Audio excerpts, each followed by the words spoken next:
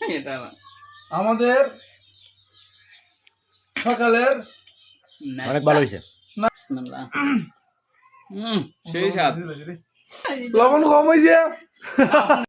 আসসালামু আলাইকুম। আজকে আবার আমরা চলে আসলাম এই যে আমাদের বাবুর্চিকে নিয়ে। বাবুর্চির রান্না অনেক মজা। তো আজকে মূলত কোনো মাংস, পোলাও, রোস্ট এরকম কোনো কিছু হচ্ছে না। আজকে অন্যরকম একটা স্পেশাল জিনিস হচ্ছে, এটা হচ্ছে নুডলস। আজকে সুরান নুডলস রান্না করতেছে। আমরা সকালে নাস্তা করব।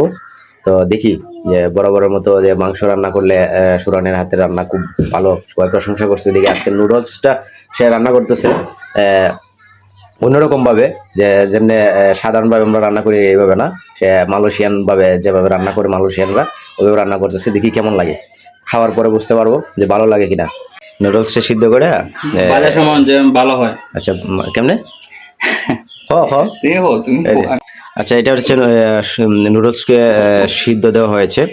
আর এখানে মূলত ডিম ভাজা, পেঁয়াজ ভাজা আলাদা করে ভাজা। তো এখানে আমরা গ্রাম অঞ্চলে বা আমাদের দেশে যেটা প্রচলন আছে, ডিম এবং পেঁয়াজ, মরিচ এগুলা একসাথে দিয়ে ভেজে তারপর নুডলস ছেড়ে দেয়।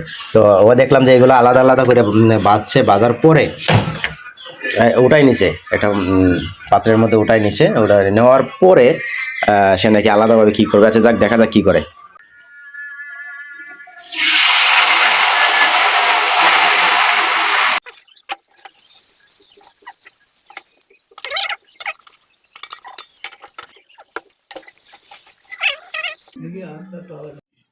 বিসমিল্লাহ।